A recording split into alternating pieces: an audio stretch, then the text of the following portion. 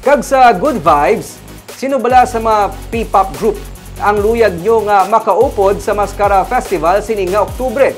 BINI o kon SB19. Pila lamang ini sa mga plano nga luyag dalon sa Bacolod LGU kag Bacolod Yuhum Foundation para sa tuigan niya kahiwatan. Ginsiling ni Mayor Albi Benitez nga gina-finalize na karon sa syudad kag Bacolod Yuhum Foundation ang mangin lineup sa mga entertainment events para sa Mascara Festival 2024. Gani balantayan ang mga P-pop group kag mga artist nga maghatag sang dugang nga kasadya sa selebrasyon kada Oktubre. Maga-negotiate man ang alkalde sa duwa ka mga TV giants para dalon ang ilang mga shows nga It's Showtime kag It Bulaga sa Mascara Festival. Sa Oktubre 11, natala na ang Grand Salubong para sa 45th nga selebrasyon. Sa Oktubre 27, ang Mascara Street Dance kag Arena Competition.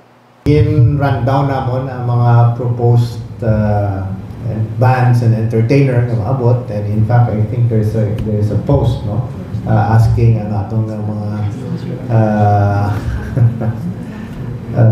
kung sino ang ilang favorite. People from Bacolod are being asked kung sino ang ginausan.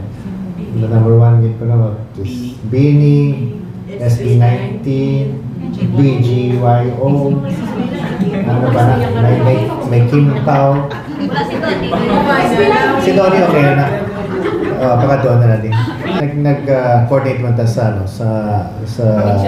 and then I asked the Yuhum Foundation to coordinate both on ABS and TV5 for a noontime show. Kunit last time in It Bulaga, ang TVJ gali nagkatuli.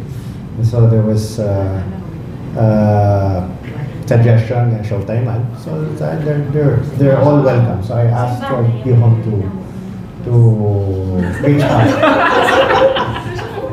Ano gusto mo? Siya lang o fast ang ano? Tatangkya po yun. Tatangkya po. Dalan sa palit si Selena.